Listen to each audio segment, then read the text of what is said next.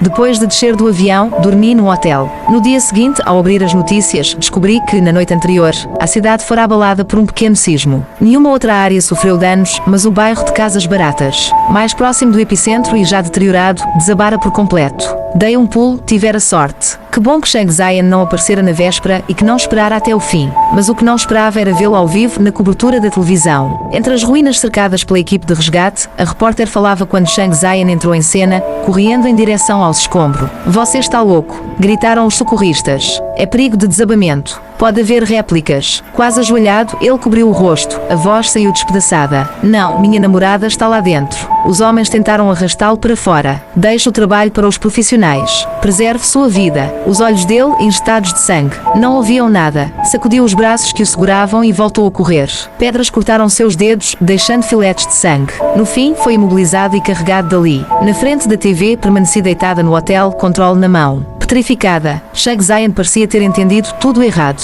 Em a cidade diziam que ele estava louco. Passava os dias no local, procurando o corpo de Jiang Zhou. Mesmo com os dedos ensanguentados, enrolados em gaze, não comia, não bebia. Apenas cavacava. Até que, no terceiro dia, desmaiou de exaustão. Quando acordou no hospital, Zhou Jin estava ao lado. "Não adianta ir lá. Espero notícias dos resgatadores." Ele não respondeu, virou-se para a janela. "Já é o quinto dia", continuou Zhou Jin. "As chances são mínimas. Morrer é normal. Tem de aceitar." Chang Zian apenas tremera os cílios. A casa fora uma porcaria, obra capenga que gotejava no banheiro nos dias úmidos. Mas, na época, eram pobres e não havia escolha. Jurara comprar um lar melhor para Jiang Zhou. E quando enfim conseguiu dinheiro, comprou o apartamento que ela adoraria. Mas não o entregara, deixara-a na velha habitação de aluguel. Ela pode esperar mais um pouco, pensara. O único imprevisto fora o desastre. No quinto dia, ninguém sobreviveria debaixo daquele entulho. Ele, porém, não aceitava. Jiang Zhou não pode estar morta. Se estivesse, para que servira todo o sacrifício? Zhou Jin ainda falava quando ele apontou para a porta. "Nosso acabou. Saia." Não entrei em contato para desfazer o engano. Um bom ex deve permanecer morto, sem ressuscitar.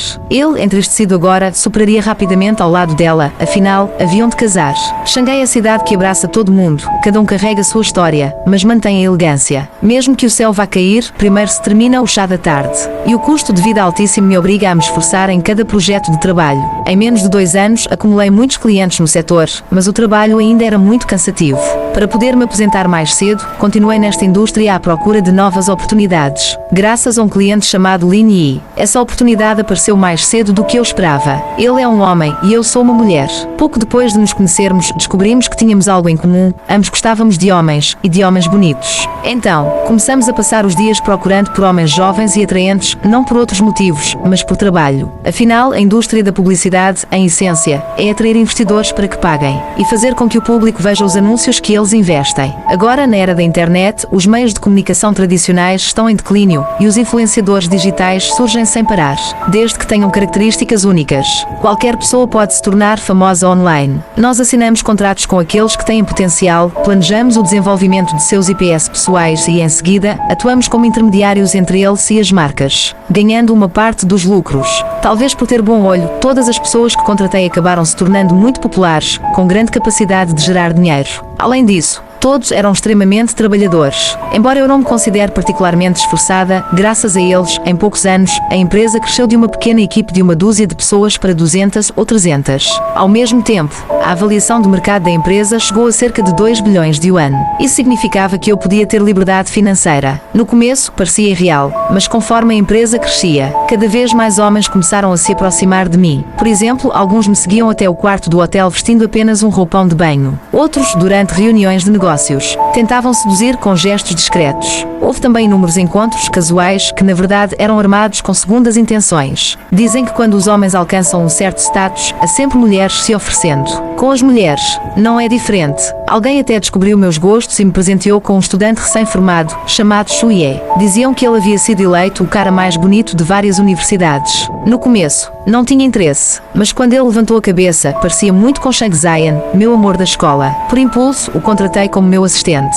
Naquele momento, para entender como Chang Zian deve ter se sentido quando me viu. Quando saía, costumava levar Shuye para dirigir. Certo dia, ele me perguntou se eu tinha algum inimigo. Disse que, ultimamente, um carro preto vinha-me seguindo de longe. juntos. Quando chegamos ao portão do condomínio, ele disse: chefe, que tal eu ir para a sua casa de proteger? Antes que eu pudesse responder, ouvimos um barulho estranho vindo de trás de um canteiro. Vimos um gato preto saltar de lá. Tudo bem, eu disse. Mas quando entrei no elevador, percebi que o apartamento em frente ao meu, que estava vazio, havia sido mobiliado. Havia até uma decoração de papel vermelho na porta. Deve ser um casal de recém-casados, pensei. Antes de dormir, tive uma lembrança vaga. A primeira vez que eu e Shang Zayan passamos o ano novo em um apartamento barato. Ele fez dumplings e sentou-se perto da janela, recortando um papel de felicidade. O ano novo precisa de algum ritual, ele disse, virando-se para mim. A casa velha, o papel vermelho na janela, parecia uma noite feliz. Nunca imaginei que a pessoa daquela memória apareceria diante de mim no dia seguinte. Lin Yi foi o intermediário. Ele havia mencionado várias vezes que um investidor queria se juntar a nós. No dia seguinte, fui ao encontro. O investidor estava sentado perto da janela de um café, vestindo um casaco preto e com um cordão de contas budistas no pulso. De longe, seu ar era impressionante. Meu coração se agitou. Quando me aproximei, ele virou o rosto. Oh, era Shang Zayan. Porque ele, por instinto, quis-me virar e sair. Jiang Zhou, ele me chamou calmamente. O que você quer beber? Quando me sentei em frente a ele, percebi que ele havia emagrecido muito. Você esteve doente? Perguntei, olhando para o cordão em seu pulso. Onde comprou isso? É bonito. Ele não respondeu de imediato. Suas pálpebras caíam suavemente e o canto dos olhos estava levemente vermelho. Foi um presente de um mestre. Ele disse. Fiquei surpresa. Fiquei 2 anos em um templo, continuou. Levantou os olhos para mim e disse, com uma calma que me arrepiou. Você sabe porquê? Como eu saberia? Respondi. Ele voltou a olhar pela janela. Você não quer saber. Não disse mais nada sobre isso. Apenas falamos sobre negócios. Ao se despedir, ele disse, eu te levo para casa. Shuye já havia entrado no café e acenou para mim. Não precisa. Respondi. Alguém vem me buscar. Shuye chegou à mesa, sorriu para Shang Zayan e disse, obrigado, cara. Mas minha namorada, eu mesmo levo. Shang Zayan ficou parado, como se tivesse transformado em estátua. No carro, Shuye perguntou, quem era esse cara? Meu ex, respondi, acendendo um cigarro. Shuye quase arrancou o volante. Ah, seu ex-amor. Acha que ele vai pensar que estamos juntos? Balancei a cabeça. Deixa assim. Só um encontro casual, pensei. Mas não imaginei que não seria apenas isso. De volta ao condomínio, encontrei Shang Zayan no elevador de novo. Olhei fixamente para ele. Não me diga que é coincidência. Estou indo para casa. Ele respondeu. O elevador parou. Ele se colocou diante da porta do apartamento em frente ao meu. A fechadura digital realmente abriu com sua digital. Seus olhos escuros olharam para mim. Boa noite, Jiang Zhou. Entrei em casa e bati a porta com força. Preciso me mudar, mandei mensagem para Lin Yi. Tem mais algum apartamento? O que aconteceu? Ele perguntou, sonolento. Contei a ele sobre Shang Zayan. Ah, então ele é seu ex, ele riu. De forma estranha. Agora entendo porque ele quis tanto fazer negócio comigo. A questão é, tem casa ou não? Com expressão imóvel, perguntei. Já é tarde. Ele já se tornou parceiro da nossa filial, disse Lin Yi, meio piedoso. O contrato foi assinado há pouco. Olhe pelo lado bom, daqui em diante ele vai responder a você. No dia seguinte fui para a empresa. Shang Zayan estava lá. A equipe, enganada pela aparência dele, combinava um cerimonial de boas-vindas ao novo líder. Entrei sozinha no escritório e fechei a porta, longe dos olhos, longe da mente. Ao meio-dia alguém bateu. Pensei que fosse Shuye, abri a porta e era Shang Zayan. O presidente Lin pediu para eu lhe entregar isso, disse, sorrindo, estendendo uma caixa de bento. Debaixo dos olhares de todos, tive de aceitar.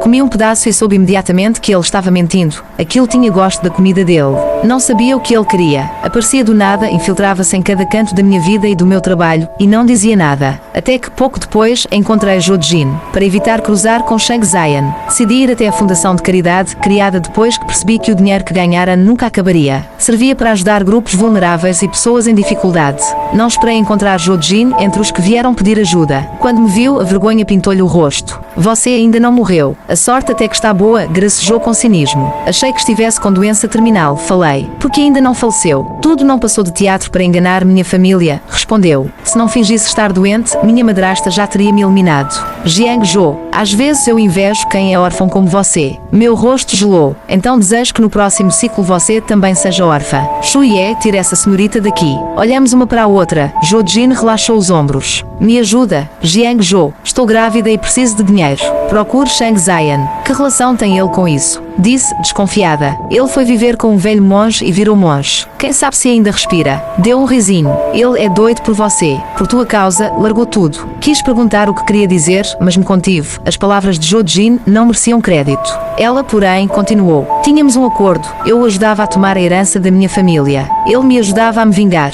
Quando você morreu, ele se recusou a continuar. O que quer dizer? Acabei perguntando. Depois da falência dele, a empresa foi comprada pelo grupo Ansheng, cujo presidente é meu pai. Tínhamos o mesmo inimigo, explicou. Ele fingiu ser meu namorado para ganhar apoio do meu pai, tornou-se vice-diretor do grupo e infiltrou-se lá dentro. Nunca namoramos, ele sempre gostou de você. Deu um sorriso maldoso. Aliás, você não sabia, depois do terremoto, ele achou que você estivesse morta e tentou se matar. Quando o encontraram, já tinha cortado o pulso mais de 10 vezes. O médico conseguiu salvá-lo, mas o braço ficou praticamente inutilizado. Fiquei petrificada, como se uma bacia de água gelada tivesse caído sobre mim. Depois ele conseguiu reunir provas contra o grupo Ansheng. Meu pai caiu. Quis que ele casasse comigo e herdasse o que restava. Ele não quis, preferiu ir para o mosteiro. Se não tivesse ido, não teria sido enganada depois e não estaria lascada como estou. O rosto dela se desfigurou. Esse vigarista maldito. Se eu o encontrar, começou a bater a cabeça contra a parede, histérica. Liguei para a emergência. A equipe disse que ela tinha fugido de um hospital psiquiátrico e vinha sendo procurada. Jo-jin resistiu, berrou. Jiang Jo, me ajude. Eu vou matar esse vigarista. Levem-na logo. Ordenei. De volta ao condomínio, vi Shang Zian. Estava encolhido diante da minha porta, olhar vazio. Quando me viu, um lampejo acendeu. Você voltou. Não disse nada. Apenas agarrei seu pulso e empurrei as dezenas de contas budistas para baixo. A pele escondida estava cruzada por cicatrizes retorcidas. Ele tentou esconder o braço, mas meu coração afundou. Uma raiva sem nome me fez erguer a mão e dar-lhe um tapa. Zhang Zian está louco. A cabeça dele jogou para trás com o impacto, mas ele nada disse. Apenas pressionou minha mão contra a própria face. Pensei que nunca mais voltasse. A metade do rosto dele estava inchada, ainda assim segurava minha mão, roçando levemente. Jiang Jo, fui um idiota, mas de agora em diante, nunca mais vai embora, por favor. Fiquei de pé, olhando de cima com frieza. Shang Zian, não quero ouvir desculpas. E já tenho namorado, você o viu. Retirei devagar a mão. Ele continuou apertando, sem soltar. Olhamos nos olhos, então. Uma lágrima escorreu-lhe pelo rosto. Shang Zian chorava, mas não desistia. Seus olhos pareciam despedaçados. Mesmo assim, disse, com voz trêmula, deixa eu ficar ao seu lado. Mesmo que só como amante. Abri a porta do apartamento. Sentei no sofá. 10 minutos. Tudo o que me escondeu, sem mentir. Uma só em verdade e nunca mais nos vemos. Devo começar pelo fato de que era apaixonado por você desde o ensino médio. Perguntou. Quase caí do sofá. O quê? Shang Zian lançou um olhar para mim e disse. Na verdade, desde o dia em que entrei na escola já tinha reparado em você. Porque você era aluna patrocinada pela Fundação de Caridade Shang. E ainda por cima da mesma turma que eu. Antes que você percebesse, eu já a observava escondido. Não era você e Jo-jin os amigos de infância. Conheço há muito tempo, mas namoro foi invenção dela. Interrompiu. Então por que havia uma foto de documento dela na sua carteira? Ele refletiu um instante. Ela colocou diante de outras pessoas, de propósito. Como aquela mentira afastava muitos aborrecimentos, nunca me dei ao trabalho de esclarecer. Depois, simplesmente esqueci que ainda estava no compartimento secreto. Observei você durante 3 anos. Achei que fosse apenas curiosidade. Quando outros rapazes se declararam, fiquei furioso e compreendi que estava apaixonado. Planejei-me confessar, mas logo chegou o vestibular.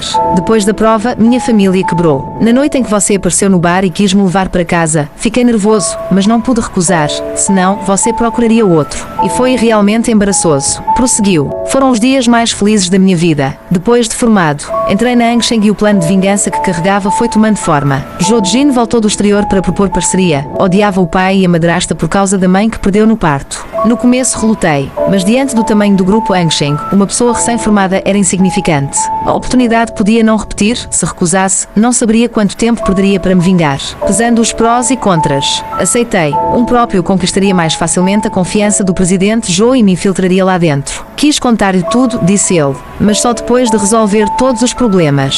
O que não previ foi o terremoto. Jo-jin tomou o apartamento que eu preparara para você. Na noite em que pedi que esperasse em casa, na verdade trazia a chave da antiga vivenda da minha família, que já conseguira resgatar. Tinha reunido provas dos crimes da Ansheng. Quando tudo acabasse, construiríamos um lar de verdade. 1000 cálculos, mas não previ que naquela noite você morresse. Foi então que percebi quão errado estava tudo. Sem esperança tentei morrer, não consegui, acabei me tornando monge. Até que 2 anos depois vi seu rosto numa entrevista de TV. Só um perfil, mas na hora esmaguei as contas que segurava. Olhou para mim, seus olhos eram névoa úmida. Jiang Zhou, você não imagina, desde que soube que está viva, nada mais importa. Em comparação com isso, tudo que o mundo pode oferecer é poeira. Ainda assim recusei-o. Shang Zian, o passado já se foi, não há mais o mesmo estado de espírito. Estou muito satisfeita com a vida que tenho. Se realmente me ama, fixei os olhos nos dele, então desapareça de vez da minha vida. Não achei as palavras duras demais, mas seu rosto empalideceu. Parecia um cão abandonado, desnorteado. À noite, deitada na cama, não conseguia dormir.